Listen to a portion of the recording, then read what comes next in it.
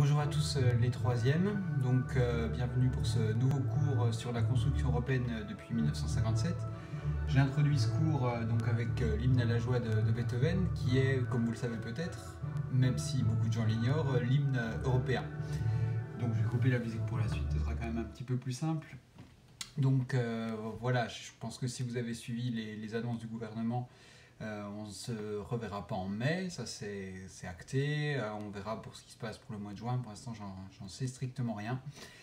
On va poursuivre le chapitre sur la construction européenne. On avait vu la dernière fois, notamment à travers cette photographie, les nouveaux rapports qu'entretenaient entre eux les pays européens au lendemain de la Deuxième Guerre mondiale. On a vu que dans un premier temps, il y avait un rapprochement entre la France et l'Allemagne, dans le cadre notamment de la CECA, Communauté économique du charbon et de l'acier, ensuite rejoint par d'autres pays, pour poser de nouvelles bases entre les pays européens, afin notamment, c'était le souhait des pères de l'Europe, d'éviter une nouvelle guerre. Je vous rappelle que les pères de l'Europe, ce sont, on va dire, les différentes personnes, comme Robert Schuman, dont on a parlé par exemple la dernière fois, qui lancent en quelque sorte l'idée de ce projet européen. L'idée du chapitre, c'est donc d'essayer de voir comment on est arrivé au lendemain de la Deuxième Guerre mondiale jusqu'à nos jours, à cette construction originale qu'est l'Union européenne aujourd'hui, dans laquelle on vit. Alors, donc ça c'était ce qu'on avait vu la dernière fois sur la CECA. On passe du coup au deuxième temps de cette construction européenne, qui est donc la fondation de la CEE. La CEE, c'est véritablement l'ancêtre de l'Union européenne. Si vous voulez, pour faire simple, on peut dire que c'est que l'Union européenne est la prolongation du coup de cette CEE, qui est en quelque sorte l'ancêtre de l'Union européenne. Cette CEE, Communauté économique européenne, je vous avais demandé donc d'essayer de relire, du coup, de lire cet extrait des traités de Rome qui fondent la CEE en 1957. Alors, on va essayer de reprendre ça un petit peu rapidement avant de continuer la trace écrite pour ceux qui l'auraient pas encore prise. Donc, quels sont les objectifs que se donnent les pays signataires des traités de Rome? Donc, en effet, les traités de Rome, il y avait, on verra lesquels, mais 6 pays signataires à la base, 6 pays européens. Donc, leurs objectifs, ce sont avant tout, vous avez dû le remarquer, des objectifs économiques. Donc, comme d'habitude, on essaie de retrouver l'information dans le document, mais sans véritablement la recopier. Donc, éviter à la recopier. L'objectif des pays européens est de promouvoir un développement harmonieux des activités économiques, et on recopie le document, ça on peut éviter, mais on peut voir tout simplement que les objectifs, ce sont des objectifs avant tout d'ordre économique, c'est-à-dire créer entre ces pays européens, faciliter un développement économique, et notamment d'améliorer le niveau de vie des populations. Je vous rappelle, on est au lendemain de la Deuxième Guerre mondiale, une Europe en état de ruine, et donc pour faciliter cette reconstruction européenne et cette croissance économique, les pays qui signent ce traité donc, vont adopter tout un ensemble de mesures. Justement, quels sont les moyens qui sont mis en œuvre pour atteindre du coup ces objectifs? Alors, il fallait regarder du coup l'article 3, l'élimination entre les États membres des droits de douane et des restrictions quantitatives à l'entrée et à la sortie des marchandises. Donc ça, qu'est-ce que ça signifie? Ça veut juste dire que c'est la création d'un marché commun, en quelque sorte, c'est-à-dire de plus s'arrêter aux frontières, que la circulation des marchandises puisse se faire entre les pays signataires sans aucune restriction.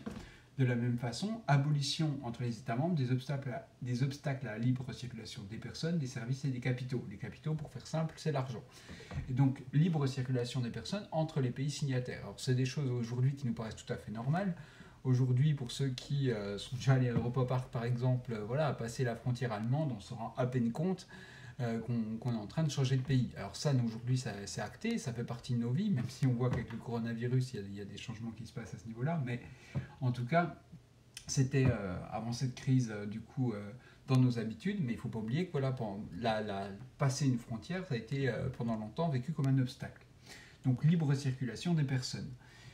Dans quel domaine une politique commune doit être mise en place? On insiste sur le fait qu'il faut qu'il y ait une action commune au niveau de l'agriculture et dans le domaine des transports. Le domaine des transports, ça peut être aussi simple que la taille des rails. C'est-à-dire que pour permettre la circulation des marchandises, si vos rails entre pays ne sont pas de la même dimension, ça bloque tout. Donc ça peut être des choses aussi basiques que ça. Donc ces traités de Rome, au pluriel, du coup, en 1957, ils fondent véritablement la communauté économique européenne. Ce qui doit aller avec dans votre tête, c'est donc cette idée de marché commun. L'idée que la CEE, c'est avant tout un marché commun. On abolit les frontières et on permet la libre circulation des marchandises et des personnes, et des capitaux et de l'argent entre les États membres. Au niveau de la trace écrite, ça nous donne, en 1957, par les traités de Rome, les 6 pays membres de la CECA fondent la CEE avec la mise en place d'un marché commun, d'une libre circulation des capitaux et des personnes entre les pays membres. Vous avez la définition de CEE, Communauté économique européenne. Sur le petit dessin ici, vous avez donc représenté ces 6 pays signataires qui sont dans l'ordre l'Allemagne, la Belgique, la France, le Luxembourg, l'Italie et les Pays-Bas. Donc on a dans un premier temps 6 pays qui fondent cette CEE. Ces pays vont être progressivement rejoints par d'autres pays européens. C'est ce qu'on appelle donc les élargissements. Il y a un élargissement qui se crée de cette CEE, un élargissement progressif. On voit par exemple sur cette carte avec l'arrivée des pays du sud de l'Europe, comme le Portugal, l'Espagne, la Grèce, etc. Rejoint ensuite aussi l'Angleterre, l'Irlande, les pays scandinaves, pas tous, hein, mais voilà, des pays scandinaves. Et au final, donc en 1995, on atteint 15 États membres. Donc c'est ce qu'on appelle les élargissements successifs. Petit à petit, en gros par vague de quelques pays, voilà, on a l'ACE qui s'enrichit de nouveaux partenaires. Alors, ici, on passe au grand 3, donc avec la création de l'Union européenne à proprement parler et son élargissement.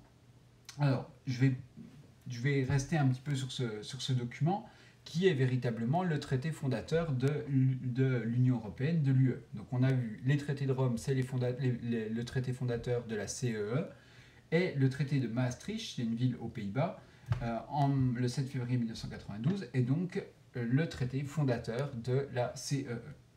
Alors on voit que les objectifs du traité de Maastricht dans le domaine économique, c'est toujours cette idée de marché commun, avec, donc on vous dit, un espace sans frontières intérieures, le renforcement de la cohésion, etc. Mais aussi, idée intéressante qui est mise en avant ici et qui, vous le savez, va avoir son importance par la suite, c'est l'idée de mettre en place une monnaie unique. Donc ce sera l'euro. Mais donc cette idée de mettre en avant, de créer une monnaie unique, est donc affirmée par ce traité de Maastricht en 1992. On a aussi d'autres choses dans le domaine politique. Dans le domaine politique, ça va être par exemple l'instauration d'une citoyenneté de l'Union. Donc ça veut dire tout simplement que quand on est citoyen d'un pays membre de l'Union européenne, on est aussi citoyen européen. Ce qui veut dire que vous, quand vous accéderez à la citoyenneté française, à votre majorité, vous serez aussi citoyen européen. Vous allez me dire, ça peut nous faire une belle jambe, mais bon, on en avait déjà parlé auparavant. Ça apporte quand même cette liberté de circulation entre les pays membres et aussi, par exemple, le droit de pouvoir voter aux élections locales. Ce que je vous avais déjà expliqué sur la citoyenneté européenne dans un précédent chapitre de MC. Ça veut dire que, par exemple, si vous vous installez plus tard, je ne sais pas moi, à Barcelone, et bien à Barcelone, vous aurez le droit, par exemple, de voter aux élections municipales, même si vous n'avez pas la nationalité espagnole. Donc on voit la mise en place d'une citoyenneté de l'Union européenne. Et ensuite, c'est aussi prévu dans le domaine par ce traité de Maastricht des efforts dans le domaine de la défense, même si dans le domaine de la défense, on vous dit, mettre en œuvre une politique de défense commune, là, très honnêtement, on en est loin pour l'instant. Chaque pays essaie davantage de se préoccuper dans un premier temps de ses propres intérêts, et la défense commune, elle est quand même loin d'être mise en place. Mais donc, ce traité de Maastricht fonde véritablement l'Union européenne. Ce qui nous donne comme trace écrite, le traité de Maastricht signé en 1992 crée l'Union européenne avec de nouvelles institutions. C'est par exemple le Parlement de Strasbourg, une citoyenneté européenne et une union économique et monétaire. L'euro entre en circulation en 2002. Je pense que vous avez les petits éventails de billets. 2002. Alors vous êtes pour vous l'euro va de soi. Vous avez grandi avec, mais voilà. Moi par exemple, j'ai vécu cette transition entre le franc et l'euro. Je pense que comme moi, vous avez l'habitude de ce type de billets de 200, 500 euros. L'UE donc ensuite poursuit son élargissement vers l'Est. Alors pourquoi vers l'Est? C'est simplement que les nouveaux pays qui vont intégrer l'Union européenne sont des pays plutôt d'Europe de l'Est. Et l'Union européenne va atteindre 28 pays en 2013. Avec par exemple l'arrivée de la Croatie. Et l'aide aussi, donc l'Union européenne, les anciens pays de l'Est à combler leur retard économique et social, parce que l'arrivée de ces pays d'Europe de l'Est, ce sont parfois des pays qui ont un certain retard économique par rapport aux pays d'Europe de l'Ouest, et du coup il y a des aides qui sont versées tout simplement à ces pays pour faciliter leur développement économique. Je donne un exemple, je sais que certains d'entre vous vont en Turquie régulièrement, donc par exemple si vous passez par la Croatie pour rejoindre la Turquie, On a des magnifiques autoroutes toutes neuves en Croatie, voilà, qui ont été en grande partie financées avec l'aide de l'Union européenne. Donc on continuera ensuite dans une autre vidéo. J'ai eu un problème, enfin voilà, j'en avais fait une plus longue, puis ça rentrait pas là sur YouTube, c'était pas simple. Donc on essaiera d'aborder voilà, un petit peu davantage les difficultés récentes et actuelles de l'Union européenne dans une dernière vidéo. Voilà, donc vous pouvez copier la trace écrite jusque-là, même, voilà, même si je vous envoie l'ensemble sur Pronote, voilà, vous pouviez recopier sans souci.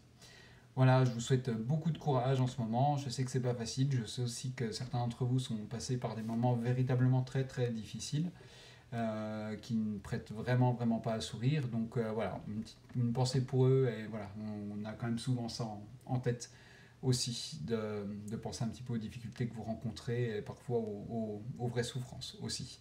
Allez, à bientôt et bon courage. Portez-vous bien.